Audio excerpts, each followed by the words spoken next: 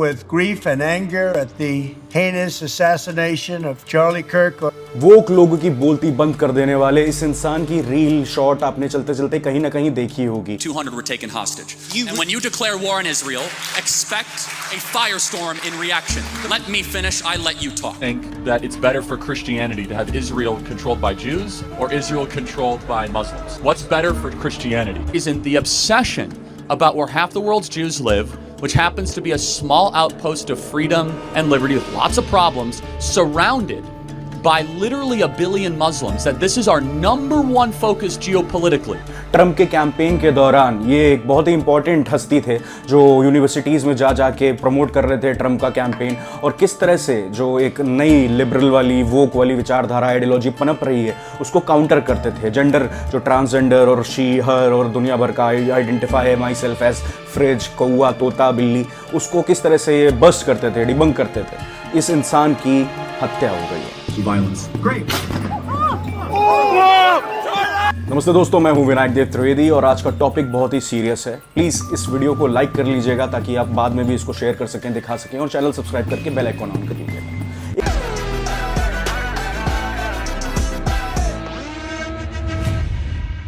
एक young political activist, media personality और youth leader Charlie कर्क की खबर सबको हिलाकर रख देगी कि किस तरह से ऊटा वैली यूनिवर्सिटी में एक दिन दहाड़े एक पब्लिक इवेंट के दौरान उन्हें गोली मार दी गई और वो वहीं ऑन द स्पॉट मर गए।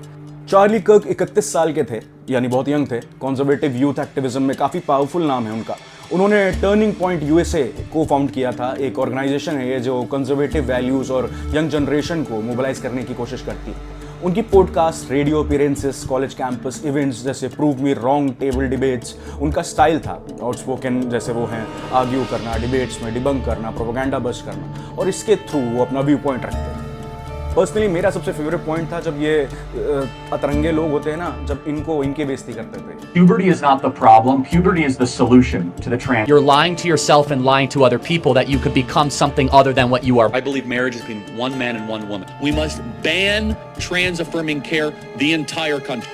10 सितंबर 2025 ऊटा वैली यूनिवर्सिटी का वेन्यू था ओरेम ऊटा में। चार्ली कर्क द अमेरिकन कमबैक टूर के पार्ट में एक पब्लिक अपीयरेंस दे रहे थे। इवेंट थोड़ा ही शुरू हुआ था, वो एक प्रूव मी रॉन्ग टेबल पे बैठ के ऑडियंस के सवालों का जवाब दे रहे थे, और वहाँ पे मुद्दा ये था कि जो पब्लिक ये फायरिंग हो रही है आजकल और किस तरह से हथियार रखना यूएस में अलाउड है, इसके अगेंस्ट वो बोल रहे थे। और आयरनी देखिए, वहीं पे उनकी किसी ने हत्या कर दी। शूट फायर हुआ, गोली उनकी गर्दन नेक में लगी। विटनेसेस ने बोला कि वो तुरंत ही गिर गए थे, खून बह रहा था। मैं वीडियो आपको दिखा नहीं सकता, मैं हल्का सा ब्लर करके चला दूंगा।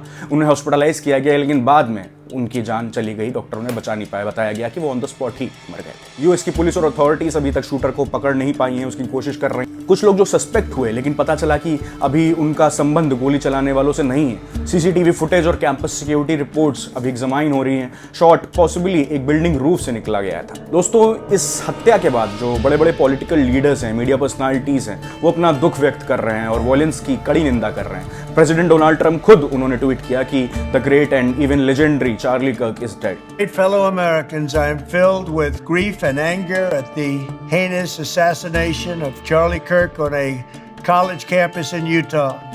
जो बाइडेन, बाराक ओबामा जो पुराने प्रेसिडेंट्स थे और दूसरे लीडर्स ने भी कहा कि पॉलिटिकल वॉयलेंस का कोई जगह नहीं है यहाँ पे देश में। स्टूडेंट्स कम्युनिटी, यूवीयू कैंपस और कंजर्वेटिव यूथ मूवमेंट का रिएक्शन काफ़ी स्ट्रॉन्ग आ रहा है। शॉक, फियर, सैडनेस, बहुत लोगों का मानना है कि ये एक वेकअप कॉल है कि किस तरह से वोकिज्म कितना ज़्यादा बढ़ गया है और जो फ्रीडम ऑफ स्पीच है उसका कैसे लिबरल लोग गलत इस्तेमाल कर रहे हैं कि गोली ही मार दे रहे हैं, डिबेट से उनका पेट नहीं भर रहा। क्या ये इंसिडेंट सिर्फ एक अटैक था या एक पॉलिटिकल मोटिव ज़्यादा गहरा है, ट्रम्प के खिलाफ नफरत जैसा? अथॉरिटीज़ इस पे काम कर रही हैं। सेफ्टी क्या होगी कैंपसेस और पब्लिक इवेंट्स की? लोग कंसर्न्ड हैं कि अगर ऐसे इवेंट्स सिक्योर ना हों तो और भी ट्रेजेडीज हो सकती हैं।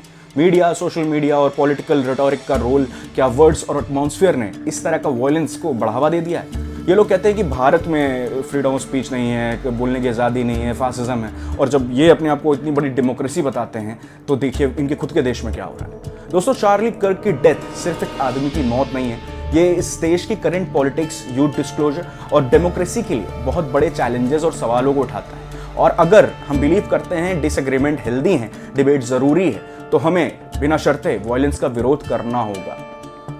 दोस्तों, चार्ली के परिवार के साथ हम सबकी कॉन्डोलेंसेस होनी चाहिए और हम सबको मिलकर डिमांड करना चाहिए कि सच्चाई से इन्वेस्टिगेशन हो और ऐसे इंसिडेंट्स दोबारा ना हो। दोस्तों, अगर आपको मेरी बात सही लगी और आपको ये वीडियो पसंद आया तो कमेंट्स में प्लीज़ चार्ली कर्क उनके परिवार के लिए तो ज़रूर लिखें और इस वीडियो को लाइक शेयर कर लीजिएगा, बेल आइकन ऑन कर लीजिएगा। मैं पॉलिटिकल्स और दोस्तों बताइएगा कि पॉलिटिकल वॉयलेंस कैसे रोका जा सकता है। वीडियो के एंड में अगर आपको समझ में आया हो तो अपने राय आप रख सकते हैं। मिलते हैं नेक्स्ट वीडियो में।